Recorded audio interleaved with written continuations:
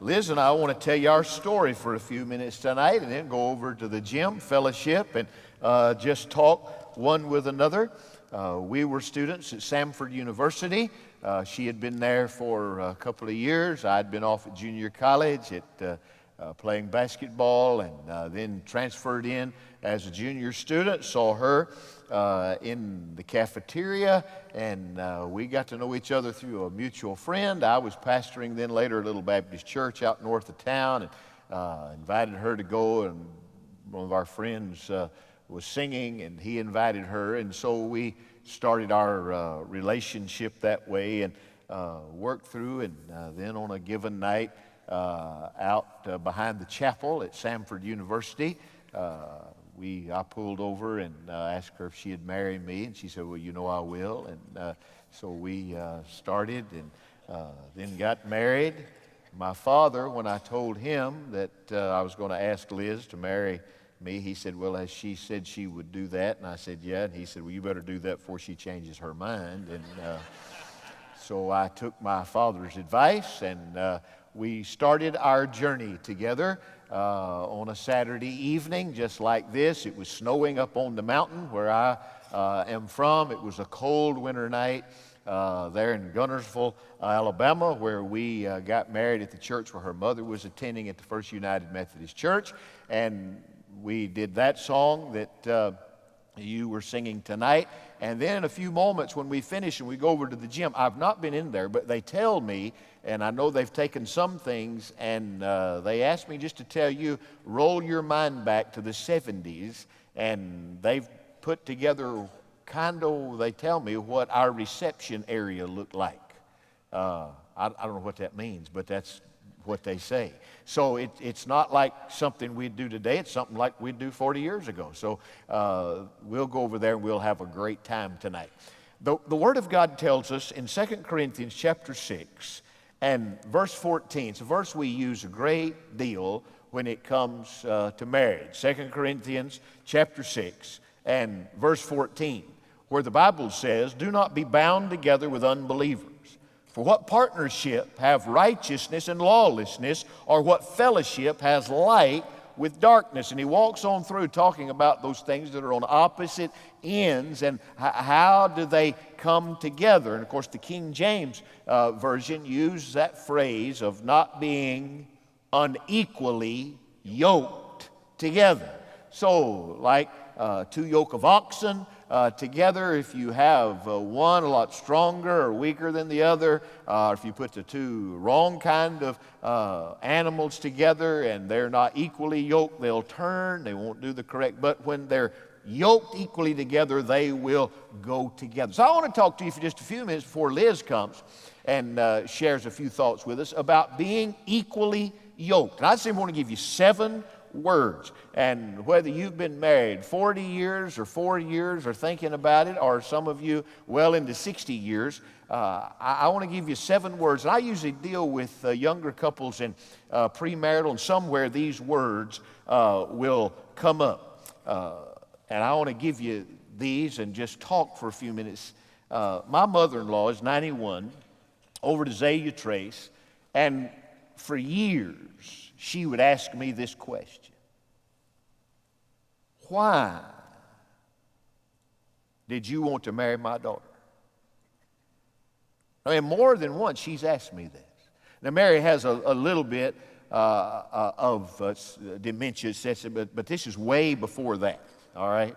I mean, when she was asking straight questions, I mean, there's nothing wrong with her. Every time I go and see her, she tells me I'm the greatest thing that ever happened to their family. That's what she says. And so she does not have any dementia. I mean, she's spot on it mentally, but she'd always ask me that question, and I'd talk to Liz, and we never could answer that, really. We didn't, give a reason. And then Tommy Nelson came with his Song of Solomon conference, and he made a statement. And immediately I said, that's the reason that I married my wife. He said, when you are walking in the Lordship of Christ, going in a certain direction, and you're going this way, and you look out the window of your life and you see a person that you care about, and there is something there that clicks with you, and they are going in the same direction you're going, you have found a prospect that that person may be the person that you want to live the rest of your life together. And that's exactly what happened to Liz and myself. We were at school and going, and together we saw each other going in the same direction, same pace, same priorities, and we thought, that is a prospect. And then other things come into, but Tommy Nelson helped me with that. He's from the Denton Bible Church, and he taught that Song of Solomon conference and really helped me. And out of that come these 7 words that I just want to give you very quickly for a few minutes tonight. Number 1 is the word passion. Passion. And what I mean by that, I don't mean a passionate as we think of passionate love. I'm talking about a passion for life, that you're going in the same direction. What he loves, she loves, they love together. And for Liz and myself, Jesus had become Lord. That's why we did that song at our wedding. Crown him, crown him, crown him King, crown him Lord. He is to be that. So our passion was, I was already pastoring a church, and Liz prayed and fasted for a long time. She said, you know, I don't want to mess things up for a pastor. We've got to get this right and do the thing right. And so we did that, and passion. We found ourselves going together. Number 2 is the word respect. Respect. You have to have grave respect, deep respect. My wife often said to me, one of the things that always helped her in our relationship was that I was already doing what I wanted to do, and I knew what I wanted to do, and it looked like I was going to do that the rest of my life, and she had respect for that. On my side, for Liz, she was a leader in campus life, in our sorority, in her sorority, in all that went on in leadership. I had great respect. I saw her peer group look up to her. I had great respect for my wife and the way that she was viewed by others and the way she carried herself in the culture of the college where we were attending in Birmingham. The 3rd word is the word pace. Pace, the pace of which you're going. One is not running way ahead, and the other, but we were going together. That's what Tommy Nelson said. You were going, you look out the window of your life, and here's a person running at your pace and your direction. You're going. We were going somewhere together. Now, little we know, we were running to Pensacola, Florida. But we found out that that was the place for us to go. And all through our 40 years and that is yet to come was the pace that we kept together. Certainly there are times when one gets ahead of the other and brings the other along, but we were running in lockstep. I'm telling you, it's very important.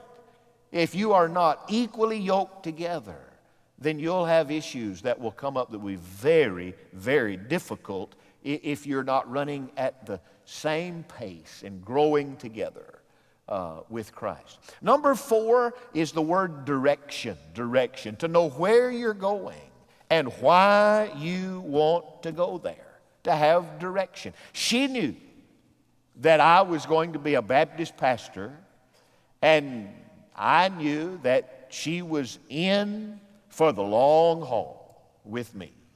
And we had a direction of doing what we're doing just now. I remember we interviewed a staffer out in Texas one time, and Liz was in on that, and we were talking, and the person was chatting with us about coming on staff, not coming on staff, and I said to that person, I said, now if you want to go there, that's where we are going, and pointed and showed, and that person said, that's really not what I think I want to do. I said, well, then you're not a part of who we are. There was we had a definite direction where we wanted to go, and you together as a couple need that kind of direction. That is our goal. We're going this way, and we're going this way for Christ. Passion, respect, the right pace together, the direction. Number 5 is goals. Goals, that we share the same goals together. You got to have a list. I didn't put it in my pocket tonight. They challenged me in seminary to write down the things I wanted to do in my life, and I wrote down a list of 10 items. I still have it. It's in a little leather pouch in the top desk drawer of my desk at home. It's yellow, tattered paper. I had financial goals. I had workout goals. I had evangelism goals. I had church goals. I wrote down I wanted to be the president of the Pastors' Conference of the Baptist Convention one day. I wrote that on that list. And I've done that. Matter of fact, I've done 9 of the 10 things on that list. And the Spirit of God's dealt with me lately. You need to make another list because you're not finished yet. Do you understand how sometimes your goals, what you think are large goals, and then God begins to move in your life and all of a sudden there's more to do? Well, Liz and I had that together. We began to talk about how many children do we want to have kids. How many children? Where would we live? It was the summer before we married in 1976. I was at youth camp with our teenagers at New Lebanon Baptist Church. I got a phone call. My wife says, you need to come to the hospital in Birmingham. She had felt something in her abdomen. We wanted to have kids. We were to get married 5-6 months later. And she had a growth around an ovary the size of a grapefruit. I'll never forget going into the hospital room, and Liz told me, she said, you don't have to marry me. She said, they're going to have surgery, and she said, I'll probably never be able to have children. I said, well, honey, I'm not marrying you so we have kids. I'm married because I love you. But we prayed and asked God because we wanted children. They had the surgery, only had to remove one ovary. We had 2 miscarriages in seminary days after marriage, and got out to Texas, pregnant, and then lose. We still had goals of wanting children. And we moved up to Henrietta, and one of our goals have kids, and finally Rachel came, and it was a great day. 19 hours labor. I'll never forget that, man. That was crazy. I mean, it was like all day you couldn't even eat, or nothing.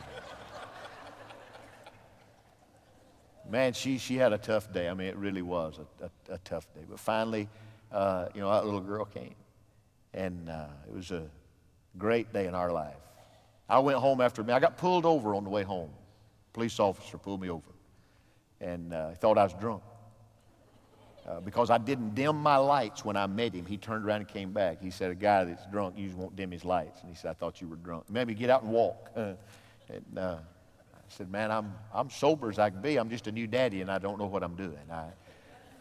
He chuckled with me that night and laughed about it. And then, of course, we wanted other children. We didn't know if we could, have other kids. That was one of our goals. We wanted to do that. I jokingly tell people now, I said, man, we got old Bennett with one ovary. I said, no, God only knows what we'd have got if we'd had both ovaries with him. But God gave us children. We were grateful to God for that. When we were getting out of school, Liz was expecting, and we came this close. Why? My engine got cranked up a bit in Montreal. We came this close moving to Seattle, plant a church in Seattle, Washington. But we just felt like God had called us to go. It was a goal, go plant a church in a hard place and do a thing. And we got ready to do that. And it just got right to the end, and God confirmed that was not the direction. In many ways, we were relieved because we were fearful, but we were willing. Sometimes God will call you right to the edge, just say, are you willing to do what I want you to do? Call you to obey. Our goal was to be obedient to God, whatever He wanted us to do. So you got to have goals. And we've written down some personally and together, and you have goals. You're yoked, don't miss it, together. That's what that's about. You have passion, you have respect, you have patience, you have direction, you have goals. Next, you must study. Now listen to me. If you're going to be married, be happy, you better study your mate. You better study your mate to understand them if you're going to be yoked together. Now, Liz and I are both from North Alabama, but it's a lots of miles from Pisgah to Guntersville. Now, you can drive it in 40 minutes, but it's a lot farther than a 40-minute drive. Because in Guntersville, they have doctors and lawyers. They have big schools. On the mountain, we'll have doctors. We'll have lawyers. We had Klan members. Matter of fact, the chaplain for the Klan lived right across the road from our grocery store when I was growing up. Let me tell you, it's a long way from Pisgah to Guntersville. And these two families are different. My mother and father are high school educated. Dad with a GED. Her father's a pediatrician. Mother with 2 master's degrees. It's a long way from Pisgah to Guntersville. You better study who you're married to and their background. I should have seen it coming.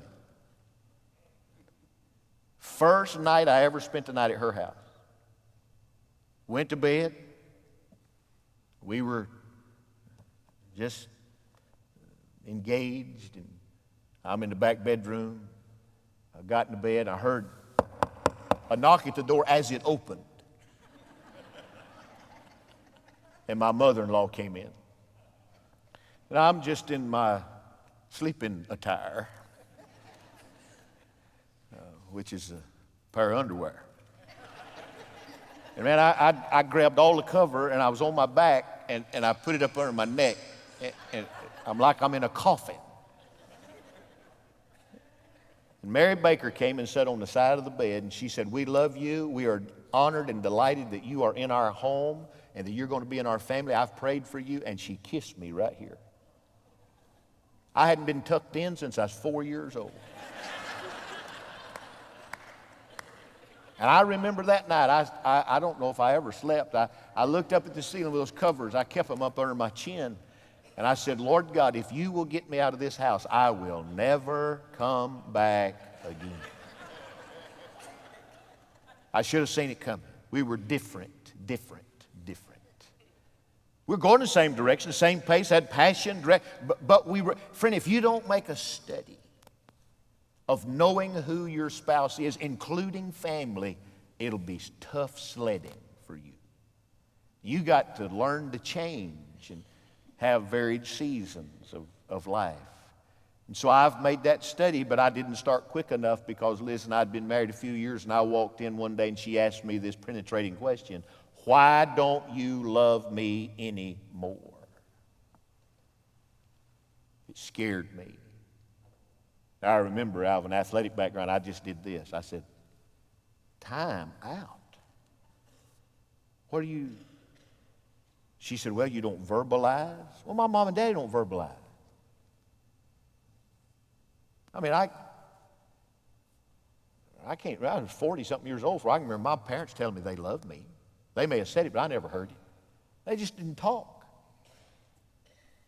3 of us, only child, sit at the table. We eat. We don't talk, we eat. That's who we are. You go to Liz's house like a press conference. They're taking pictures and talking and throwing stuff and carrying on. You know what I mean? It's a gathering. Not at my house, it's quiet. You leave her house, you get hugs and kisses. You leave my house, you get one of these. A half hug, you know. That's what you get. That's who I was. I didn't see it coming. I needed to tell her. I needed to touch her. I needed to communicate that. You know, instead of, "I told you once, if I change my mind, I'll let you know," kind of deal. I mean, I had to learn the needs. Friend, if you're not making a study of your spouse and knowing their needs, and so it got through to me, and so I've learned a little bit. I still probably bat down in the 400 or 500s, but I'm a lot better than I used to be of trying to anticipate needs and understanding your mate. If you're going to be equally yoked, you better know who you're yoked with. study them, know the gifts they like, the things they want to do, and you grow together, but you make a study of that person. Then one last word. We need passion, we need respect, and a pace together, direction, goals, understanding as we study our mate. Men, I want to ask all the men to stand. All the men stand. If you're 18 years old or older, won't you stand up, single or married? Men, L-E-A-D, lead. Lead your household. That doesn't mean you don't listen. That doesn't mean you don't have them by. It doesn't mean you don't sometimes don't say, I don't know, what do you think, Nell, and you go there. But I'm telling you, you take the lead and the responsibility for your home. If the trailer house doesn't make it, you're looking at the guy that is responsible for that. You must lead your family. Touch and hug and care and go. You got the L-E-A-D, lead. Lead, lead. Gentlemen, look right here at me and say these words. I will lead. Say that. I will lead. We got to do it. We must lead. If your family's going to go in a direction, then you must lead. Passion, respect, pace, direction, goals, study, and gentlemen, lead, lead, lead. Now, my wife's coming to tell a story now and give us some instruction about marriage. I don't know what this story is. I don't know what this instruction is. But I'm here to tell you it will be good, because I've been getting this instruction a long time. I teach her, she teaches me. And together, we've done 40 years. And I'm in for the duration. How about you? Amen. Yeah.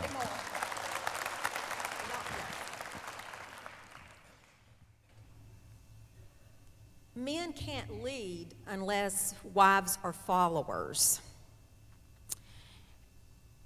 And God had to teach me that very quickly. And I'm sorry for you younger generation, because my generation sang I Am Woman, Hear Me Roar, and we brought home the bacon and fried it up in the pan and all that stuff, and it doesn't work. And if you want to be rescued like a knight in shining armor, you've got to be rescuable. And I didn't know he was going to do the lead.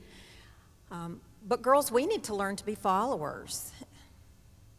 And that's what I want to tell you, a story tonight. He didn't tell you everything about the asking me to marry him, so I'm going to start right there. Because I did not want to marry a preacher. That was not on my agenda. That was way down the list of things I wanted to do with my life. And I started praying and asking God, you got to show me if this is, if I just got to know. And I think the pastors mentioned before that he asked me the pre-question. He said, if I were to ask you the question, do you know what you'd say?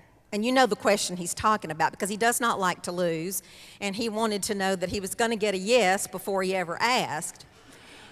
So he asked me, if I were to ask you the question, do you know what you'd say? And I said, I have no idea. Shot him down, didn't I?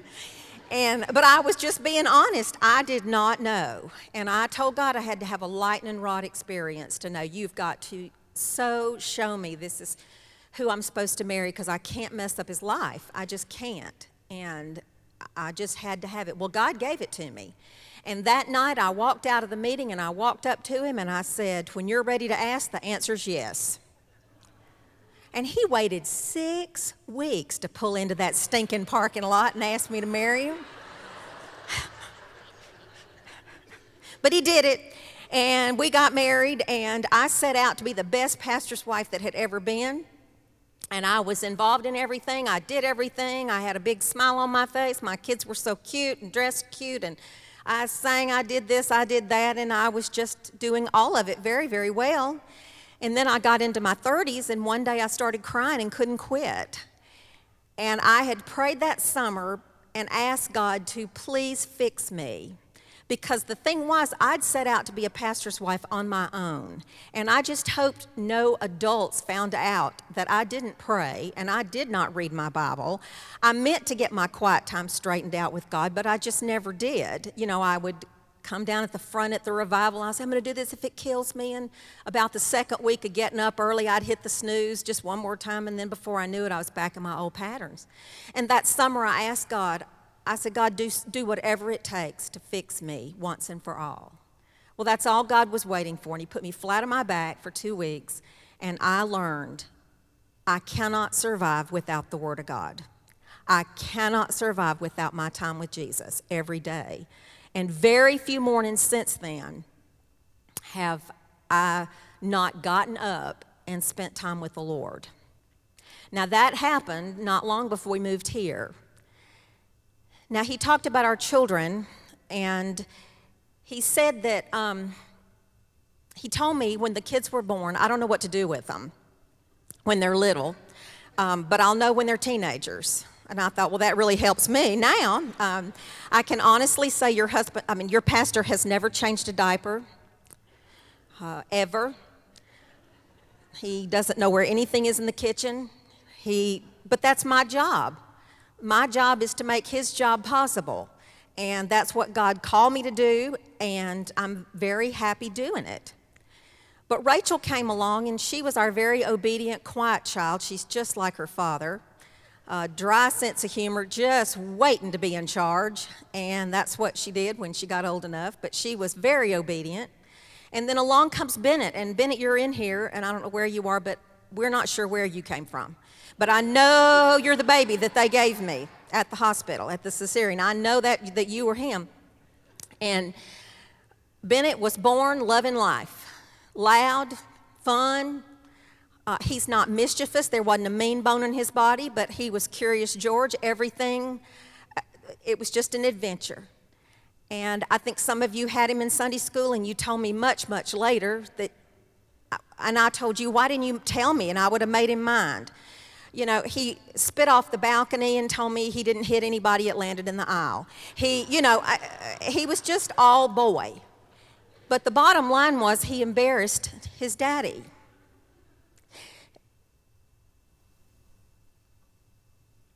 And I've never told my husband this story ever.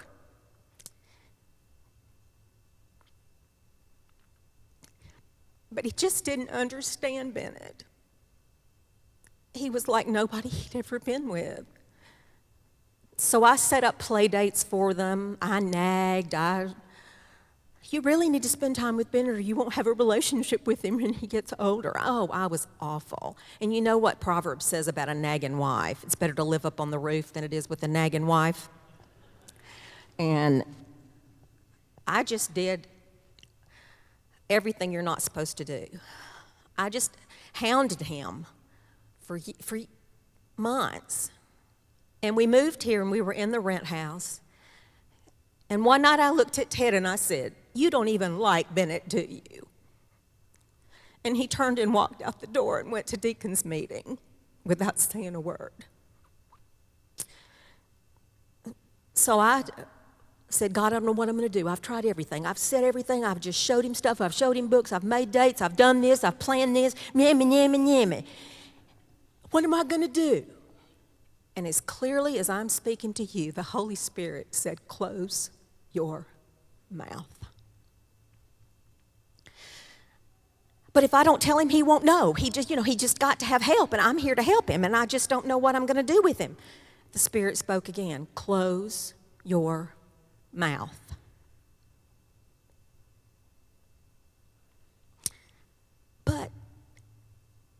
And the third time, close your mouth. And you know what 2 Peter says? If you have a husband who's disobedient to the word, you're to win him without a word by your gentle and quiet spirit. So I told the Lord, okay, I'll be obedient. I will never mention this again. I will never say another word about this. I'll raise these children by myself. You know, I had one woman tell me one time, I don't want my husband to sing in the choir because he never gets to sit with me if he does. I said, do you know who you're talking to? You know. You know, we never come to church together. We're never in the same pew. But that's just life.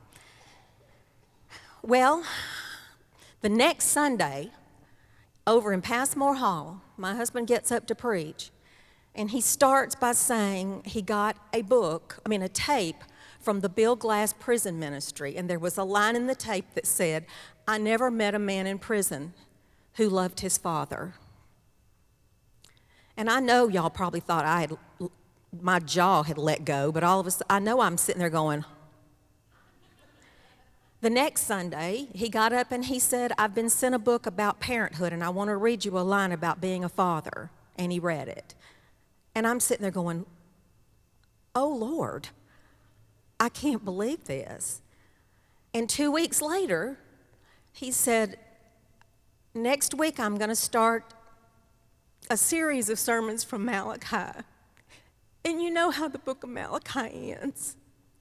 God will turn the hearts of the fathers to their children and the hearts of the children to their fathers." And I went home and I just fell on my knees in gratitude. "Oh, God, thank you. Thank you for making me obedient. Thank you for speaking to me. Thank you for keeping my mouth shut. Thank you, thank you, thank you." And I began to watch my husband's heart turn toward his son in a way it had never done before. And then the ice pilots came to town, and my husband came in and said, "I bought 2 tickets to the ice pilots," and I thought, "Oh, Lord, he wants me to go with him to the games." You know, we're supposed to be recreational companions, girls, but that just wasn't really on my agenda. And I smiled and I said, "Oh," and he said, "I thought I'd take Bennett with me."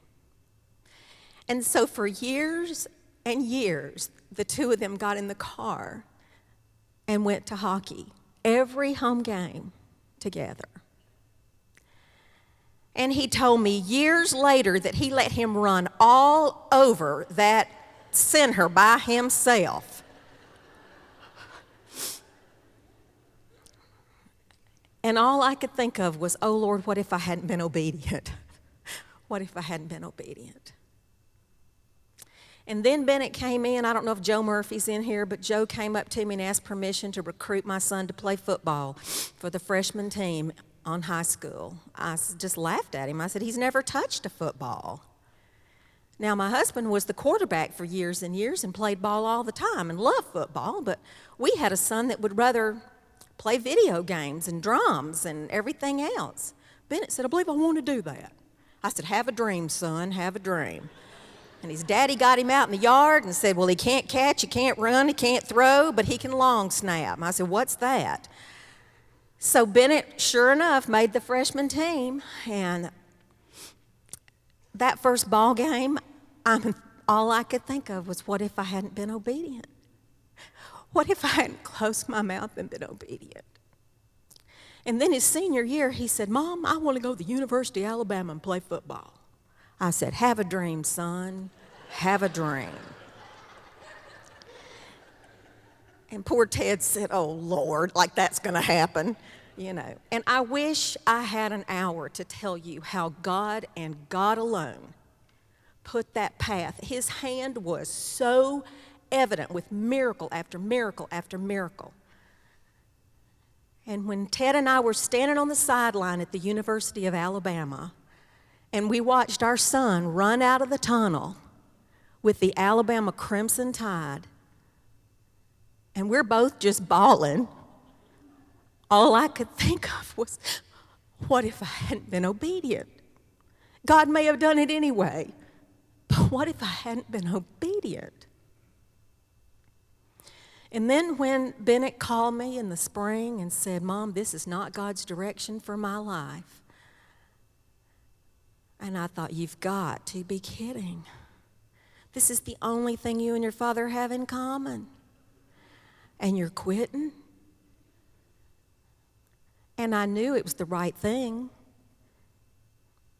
but I kept my mouth shut. And then when our son decided to go to law school this summer, I didn't do one thing to get him there. I didn't do one thing. He and his daddy did the whole thing. And it's his daddy who texts him, and it's his daddy who calls him, and it's his daddy who keeps up with him, and his daddy who prays for him. And all I could think of is, what if I hadn't been obedient? God might have done it anyway, but what if I hadn't been obedient? And the reason we've been married 40 years is because I've kept my mouth shut.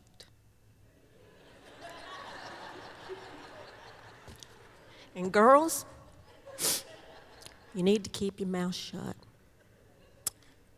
And everything that bothers you, you need to take it to the Lord. You take it to God first. And you lay it before him, and you say, if this is something I'm supposed to talk to my husband about, open the door and give me the opportunity, and let it be done in humor. And I've watched the Lord over and over and over in 40 years do that. And I don't even know how to end this except to tell you, we're supposed to be equally yoked as husband and wife, but we're supposed to be yoked in the yoke with Jesus Christ. He says, when you're weary and heavy laden, and come unto me and put my yoke on you, which means walking in the yoke with him, and that means I go where he goes. You know the old oxen in the yoke. When he turns, I turn. When he stops, I stop. When he goes, I go.